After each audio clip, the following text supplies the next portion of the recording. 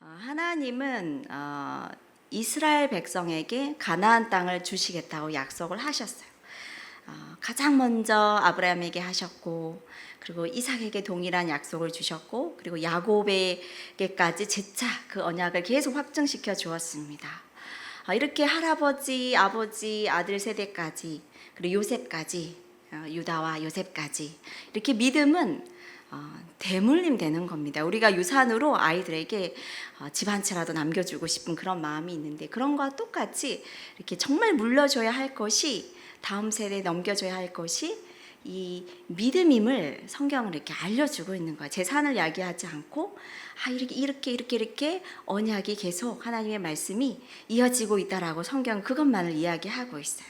즉 유산으로 넘겨져서 다음 세대로 넘어갈수록 하나님의 언약은 더 견고해져야 되고 더 분명하고 선명하며 성취되어져야 되는 것입니다. 아브라함이 아들 하나 낳을 수 없는 그 상황 가운데에서 창세기 15장의 횃불 언약에서 너의 후손이, 아들도 없는데 너의 후손이 이 가나안 땅을 차지하게 될 것이다라는 그 언약을, 그 약속을 받았습니다. 그리고 그 당시에는 가나안 땅이 이미 7 족속이 살고 있는 주인이 있는 땅이에요. 빈 땅이 아니었어요. 그렇기 때문에 이 언약의 말씀은 앞으로 치러야 할 전쟁이 있다, 전쟁을 이미 예고한 그런 의미의 말씀이기도 합니다.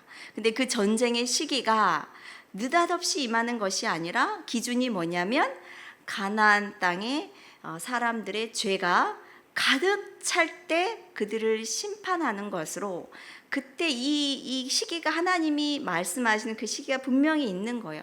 착한 사람을 쓸어버리는 것이 아니라 그들의 악으로 인하여서 심판을 받을 그 시기가 이 이스라엘 민족이 그 땅을 차지할 때다. 즉 어떻게 보면 가나안 사람들에게는 400여 년이라는 은혜의 시기인 거예요. 심판이 이르지 않은 아직 은혜의 시기, 살 수 있는 소망이 있는 시기라는 것입니다. 동시에 이스라엘 백성에게는 생육하고 번성하여 땅에 충만해야 할 시기입니다.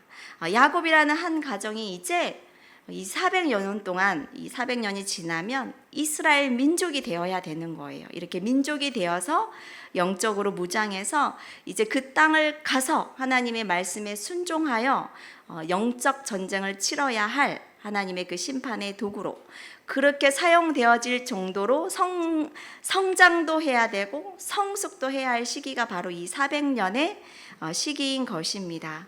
아브라함과 이삭은 애굽 땅에 내려가는 게 허락되지 않았어요. 하나님은 철저하게 막으셨어요. 아브라함도 기근이 있자 애굽으로 갑니다. 애굽은 나일강에 있잖아요. 항상 목초지가 있기 때문에 가면 먹을 것이 있단 말이에요. 근데 하나님께서 너무 싫어하시는 거예요. 너 빨리 나가, 빨리 나가. 그리고 갔을 때도 바로 왕에게 바로 간섭하셔서 다시 급히 올려보냅니다. 왜일까요? 애굽에 가면 이 믿음의 후손의 대가 사라질 가능성이 아주 높기 때문입니다. 그 말씀에서도 바로 아내 사례가 바로의 왕의 궁전으로 데려감을 당하잖아요. 그렇기 때문에 이 믿음의 후손이 대가 끊길 위험이 있기 때문에 이 나약한 가정이 보호받을 그 어떤 장치가 없는 거예요. 그래서 아브라함 때, 이삭 때는 하나님이 철저하게 애굽에 내려갈 것을 금지하십니다. 하지만 야곱의 때는 달라지는 거예요.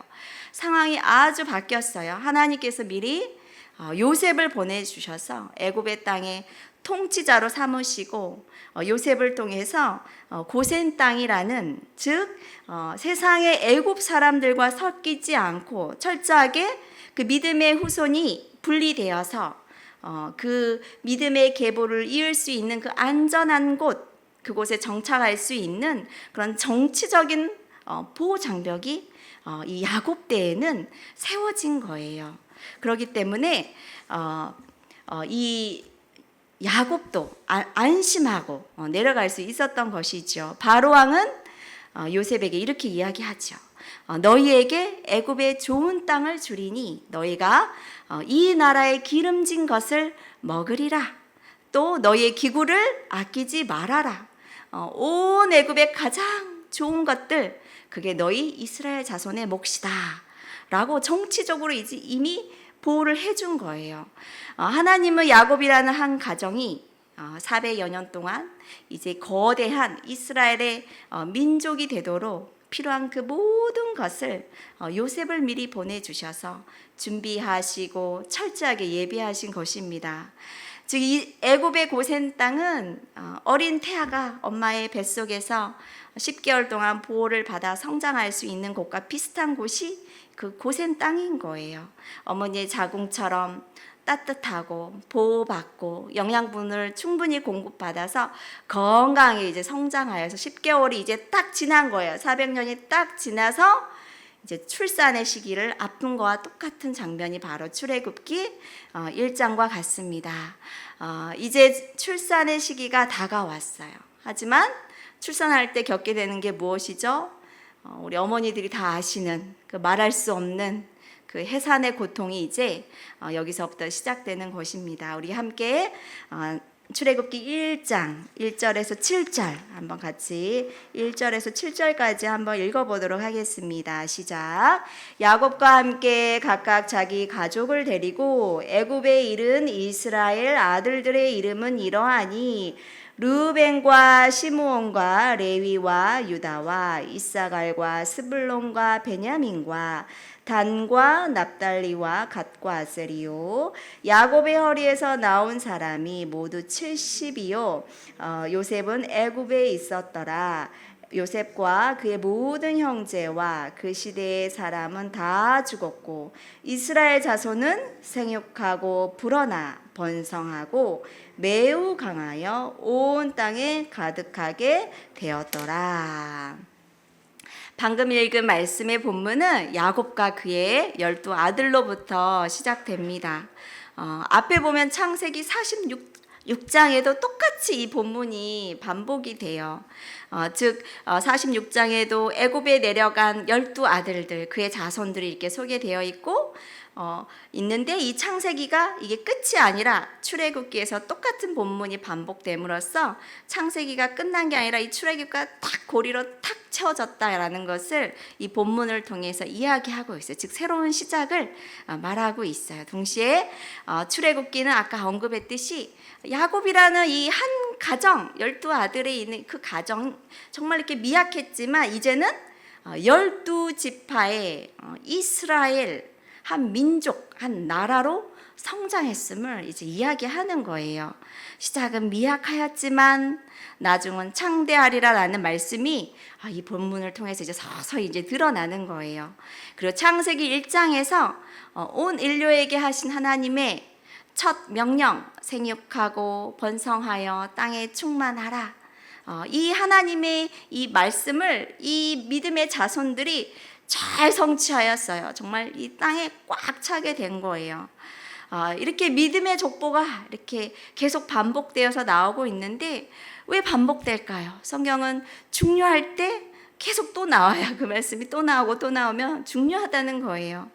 한국 땅에 복음의 씨앗이 이렇게 딱 선교사님들이 오신 지 거의 130여 년이 됐는데 우리 민족의 그런 이게 여쭤보면은 몇 대부터 신앙생활 하셨어요 보면은 거의 3대더라고요. 그죠? 3대 길면 4대. 그리고 정말 믿음의 명문가는 5대, 6대까지 이렇게 보기도 하는데 정말 선교사님이 그때 당시에 예수님 믿고 일제 시대 치르고 전쟁 치르고 다 이런 과정을 겪은 가정들이 간혹 있습니다. 저희 부모님도 양가 부모님께서 먼저 믿으시고 그리고 이제 할아버지 할머니 오히려 이렇게 세대를 올라가는 거예요. 그 복음이 위쪽으로 올라갔었는데 그래서 제가 3대째 이렇게 믿고 있는데 대한민국의 대부분의 가정들이 그래요. 왜냐하면 해방되고 한국전쟁 치르고 그리고 우리 이 땅이 부흥의 시기가 70년대, 80년대 그때였기 때문에 이때 거의 대부분의 가정들이 이제 복음을 받아들였습니다. 이렇게 믿음의 족보, 우리 가문을 보면은 우리 가문도 보듯이 성경에도 이렇게 믿음의 족보는 굉장히 중요시하고 있어요. 창세기부터 이 족보는 계속 이어져요. 출애굽기에 민수기에 룻기 이야기에도 역대기에도 에스라, 느헤미야 또 신약에도 마태복음 누가복음에 이렇게 또 자세하게 성경에 이 족보들이 쭉 나와 있어요. 아까도 언급했듯이 왜 이렇게 족보가 나왔냐? 너무 중요하기 때문에 이 족보를 통해서 우리가 어디에서 왔고, 즉 우리가 어디에 있고 또 앞으로 어디로 갈 것인가에 대한 우리 인간이 사고하는 가장 근본적인 그런 철학적인 그 무릎에 그 정답을 이 족보를 통해서 알 수 있기 때문이에요. 사실 이거를 모른다면은 우리가 정답이 없는 세상 철학에 기웃거릴 수밖에 없어요. 그들의 그 철학적 사고의 결말은 항상 신은 없다, 신은 죽었다, 인생사는 허무하다라는 결론을 짓고 그 수많은 사상가들이나 그 철학가들은 자신의 삶을 자살로 마감하게 됩니다. 하지만 성경은 계속 족보를 써 넣으면서 너의 족보를 알아라. 너의 믿음이 어디에서 왔고 너는 지금 어디에 있고 어디로 갈 것인지 좀 배워라, 잊지 말고 기억하여라 라고 성경 말씀은 강조하고 있습니다. 그래야 너의 시작이 하나님이심을 안다. 누가복음 3장 38절에 이렇게 기록하고 있어요. 그 위는 마태복음은 위에서 아래로 내려오는데 누가복음은 아래에서 위로 올라가거든요. 그 위는 에노스요, 그 위는 셋이요, 그 위는 아담이요, 그 위는 하나님이시니라. 아주 명쾌하고 간단합니다. 군더더기 주석이 필요 없어요. 아리송한 게 없어요.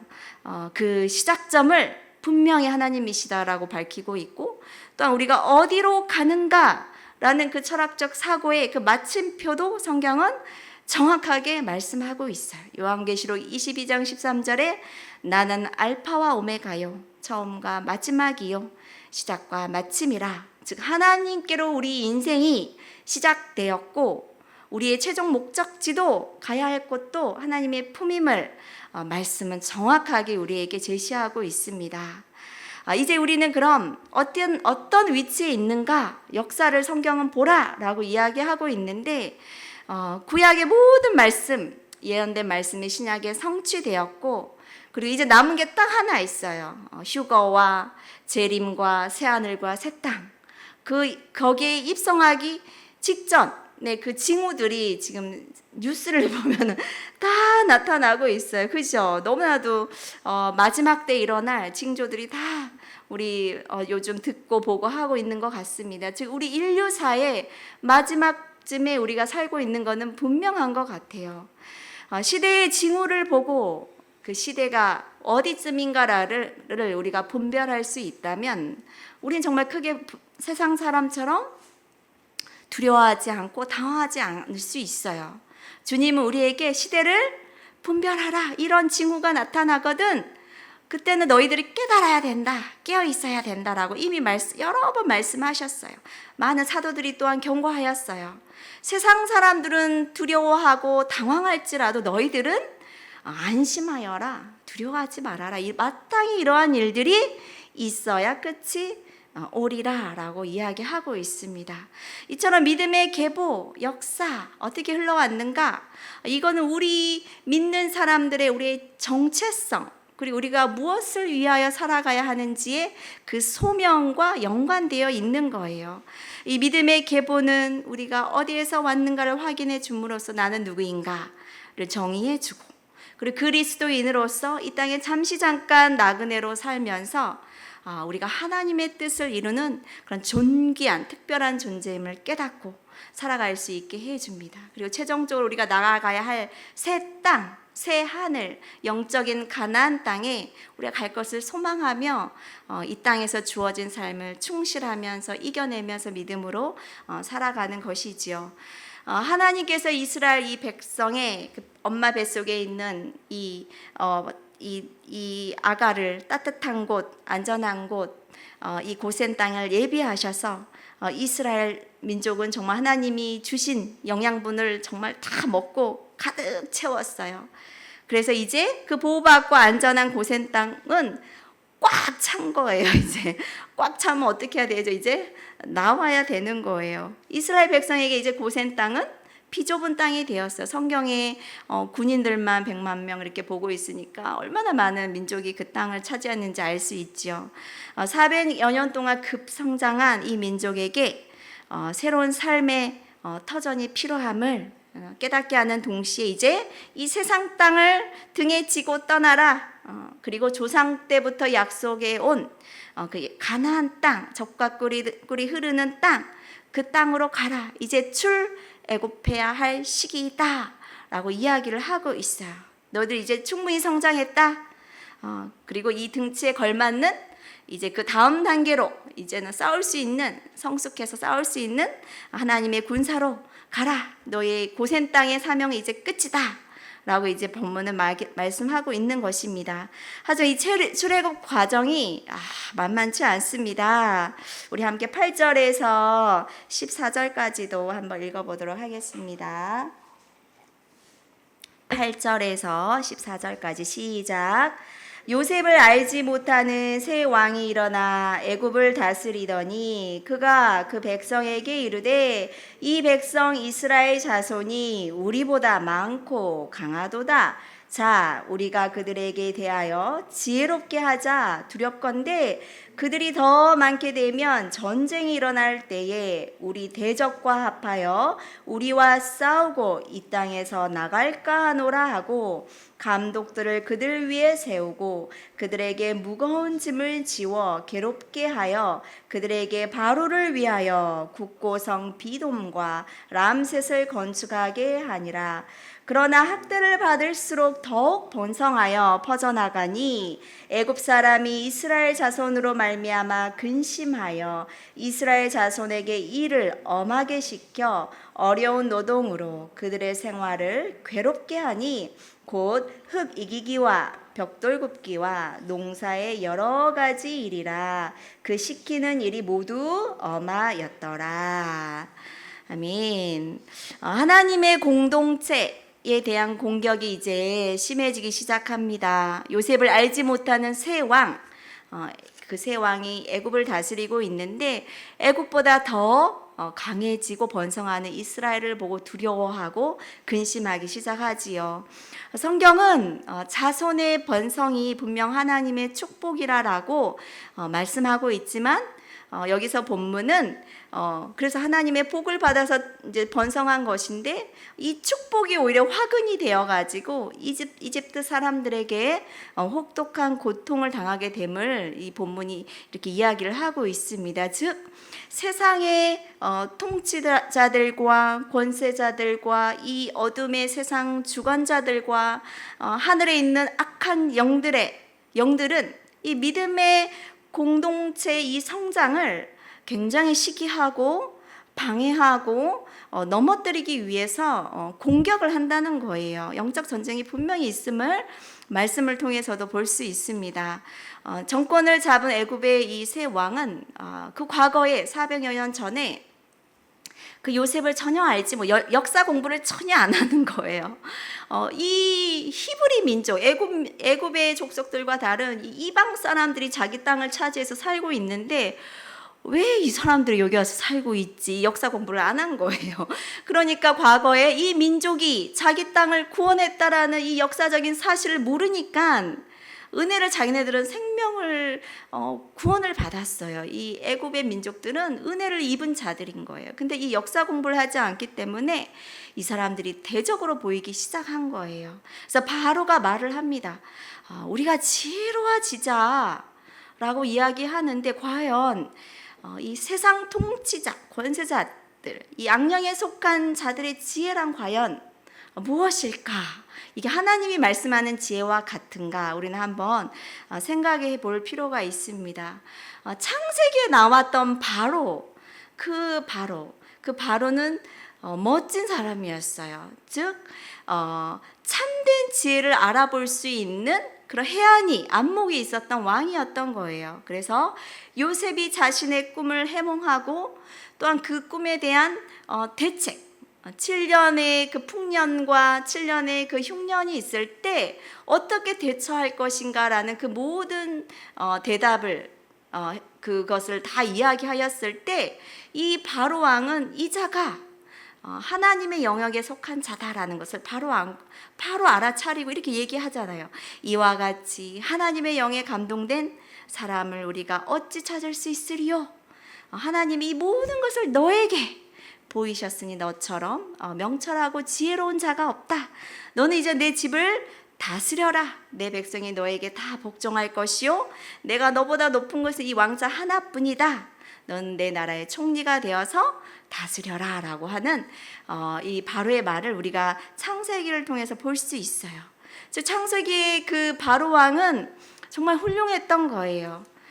참된 지혜자를 알아보았고, 그리고 정말 과감하게 이방 사람이지만 최고의 권력자로 그 땅의 2인자로 세워줌으로써 그 자기의 인장 반지를 야곱에게 탁 주잖아요. 모든 권력을 행사할 수 있는 엄청난 결단력을 내렸고, 그리고 이 과감한 이 인사 정책에 이 바로는 엄청난 공로를 받죠. 왜냐하면 그 7년 그 대환란 가운데 그 땅이 다 그 먹을 것이 없을 때에 그 주변 국가도 다 마찬가지였거든요.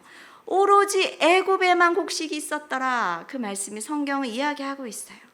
애굽만 백성들을 먹여 살릴 곡식이 있었고, 또한 이웃 나라의 그 모든 변방의 국가들에게도 곡물을 팔음으로써 그 당시에 그 고대 근동에 있었던 수많은 부귀, 돈과 재물과 그 모든 것들이 이집트에 모일 수 있는, 그렇게 하여서 이 이집트가 강력한 나라로 성장할 수 있는 그 밑거름을 이 요셉이가 해낸 거예요. 우리 요셉이가 해낸 거예요. 즉 한 나라의 리더가 얼마나 중요한지 성경은 우리에게 가르치고 있습니다. 나라의 주권자가 살림을 하는 행정부서의 그 직책을 누구에게 맡기느냐가 이렇게 중요함을 우리는 말씀을 통해서 배우게 됩니다. 그야말로 백성들이 사느냐 죽느냐 하는 그 생사의 그 문제가 정치 지도자들에 의해 달려 있다는 거예요. 역사적으로 멀리 가지 않아도 돼요. 이스라엘의 역사를 보지 않아도 돼요. 지금 이 순간도 우리 민족 북한만 봐도 너무나도 분명하잖아요. 한 나라의 그 지도자를 잘못 만났을 때 백성들은 정말 말할 수 없는 고통, 그 비극을 경험하면서 살아간다는 것을 우리는 알 수 있습니다. 바로의 첫 번째 정책은 날로 번성해가는 이스라엘의 그 영향력을 최소화하기 위해서 노예로 부리는 거였어요.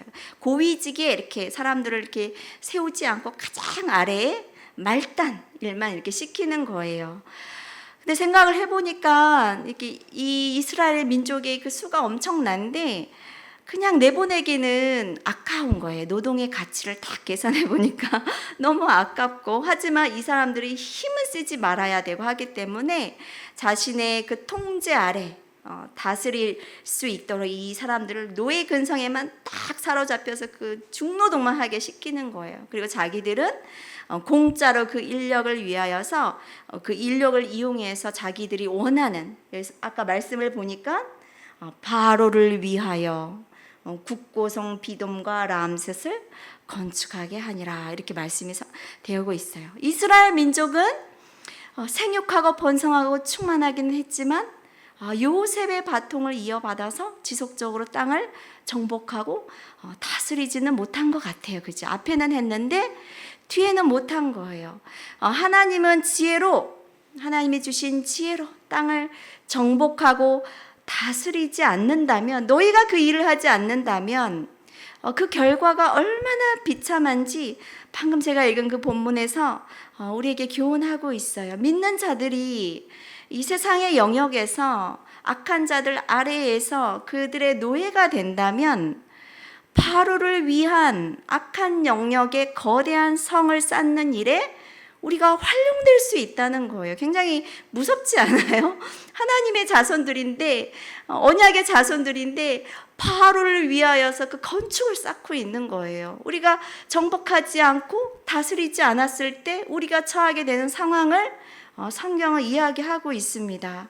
사사기를 보면은 이스라엘 민족이 가나안 땅을 정복하지만 그들이 끝까지 정복하지 않고 이 사람들 가나안 사람들을 노예로 부리려고 남겨놓잖아요. 노예로 써보니까 너무 좋은 거예요. 장작 패기도 안 해도 되고, 집 짓는데 활용하고, 길 닦는데 활용하고, 이거 너무너무 좋죠. 돈도 안 들고 부려먹을 수 있으니까. 하지만 그렇게 조금씩 남겨놓던 그 노예로 남은 그 가나안 족속들이 그 틈을 보고 이들이 왕성해져서 힘을 권세를 얻어서 결국에는 이스라엘 이 자손들을 가나안화 시키잖아요. 세상이 이렇게 무서운 거예요. 하나님이 다 제거하라 한 이유가 분명히 있는 거예요. 그 씨앗을 남겨놓았을 때, 그 잔재를 허용했을 때 우리가 닥치게 될 그 위험에 대해서 이미 성경 말씀은 우리에게 경고하고 있습니다. 결국 가나안 땅에서 쫓겨나잖아요. 나라가 망해서 흩어지고 전 세계로 디아스포라 하게 되고, 우리 그리스도인들은 하나님의 나라가 이 땅에 오도록 이 다스리는 권세, 하나님의 대리자로서 다스림의 권세, 하나님의 아들이신 예수 그리스도, 심판자 대신 예수 그리스도의 그 영을 받은 자들이에요. 우리가 그것을 믿어야 되고 그 부르심을 깨닫고 이 세상을 다스리며 살아가야 합니다. 그게 우리의 부르심인 거예요. 쭈그리고 앉아 있으면 세상 왕의 먹잇감이 된다는 거예요. 바로 왕의 첫 번째 정책은 실패로 돌아가요. 이스라엘 민족에게 정말 말할 수 없는 가혹한 이 노동을 시키는데 이 연약해지는 것이 아니라 오히려 온 이스라엘 민족을 아침도 저녁까지 헬스장에 보내는 효과를 봤어요. 즉 이스라엘 백성들이, 남자들이 점점 강해지는 거, 온몸에 이제 근육량이 점점 늘어나기 시작해서 나라가, 아이들이 더 출산율이 늘고 점점 부강해지는 거예요. 참 아이러니하지요. 성경은 그리스도인들에게 고난이 유익하다, 이 말씀 참 삼키기가 어려운데 이 말씀은 정말 삼키기가 어려워요. 근데 고난이 유익하다라고 성경 우리에게 말씀하고 있습니다.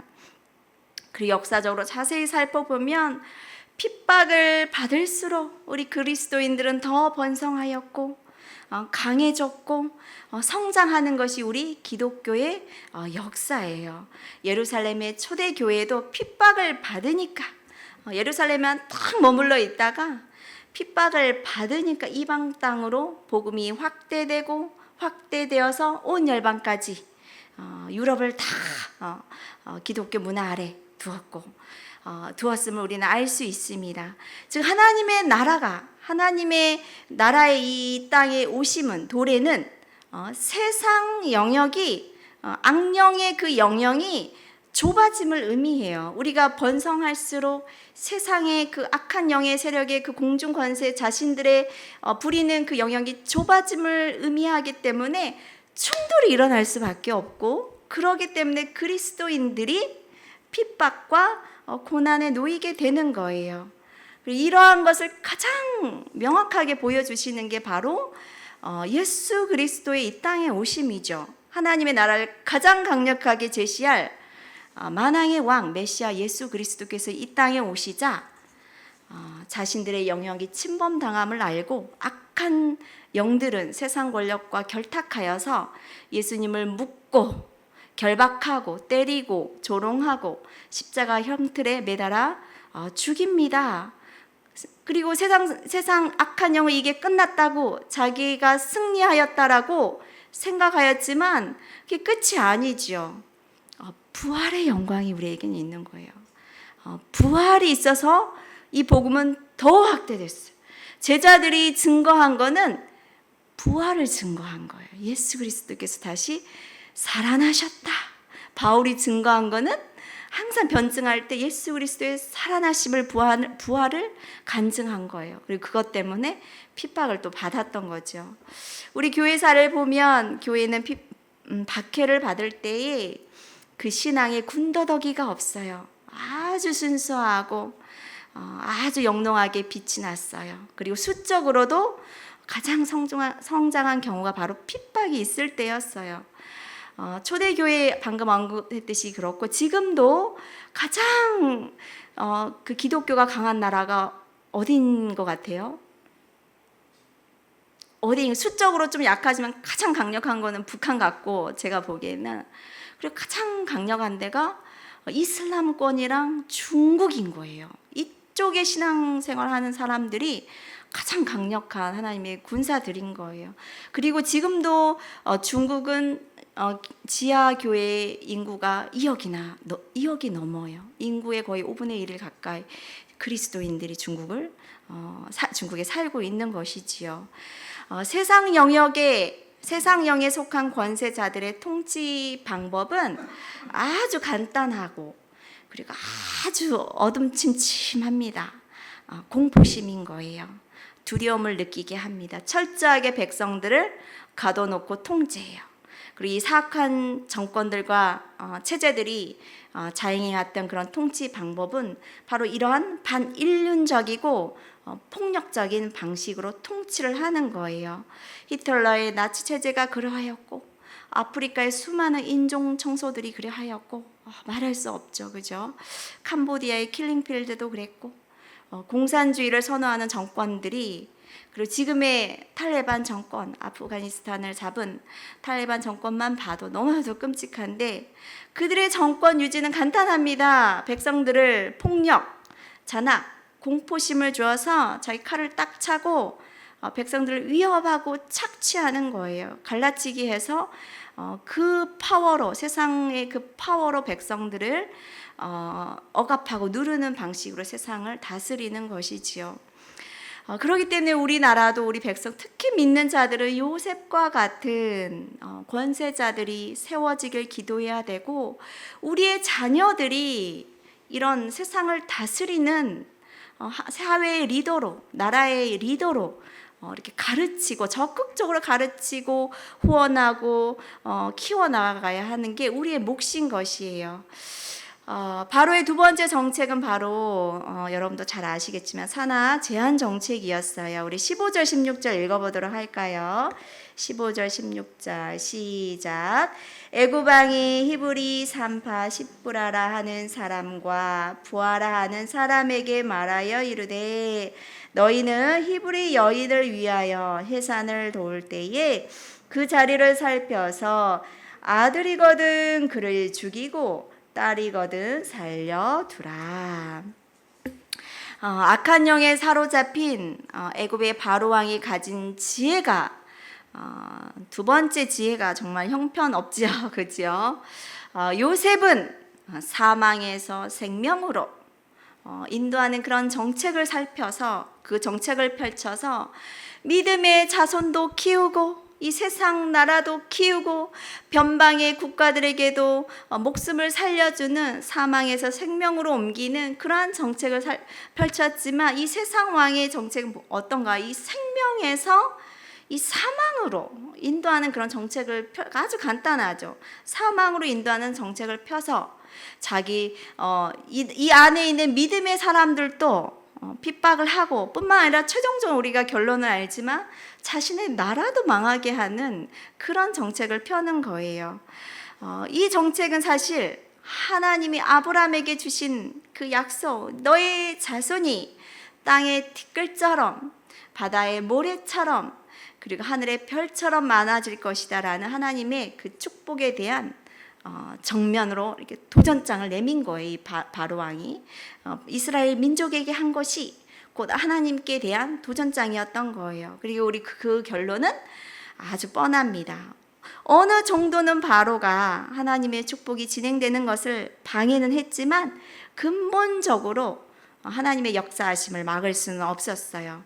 즉 하나님과 바로의 대결이 시작되었고, 그 결과는 불보듯 뻔한 것이지만, 하지만 우리는 그 결말을 보기에 앞서서 그 과정을 봐야 되는 거예요. 어떻게 해야 이길 수 있나를 봐야 되는 게 우리가 배워야 할 것인 거예요.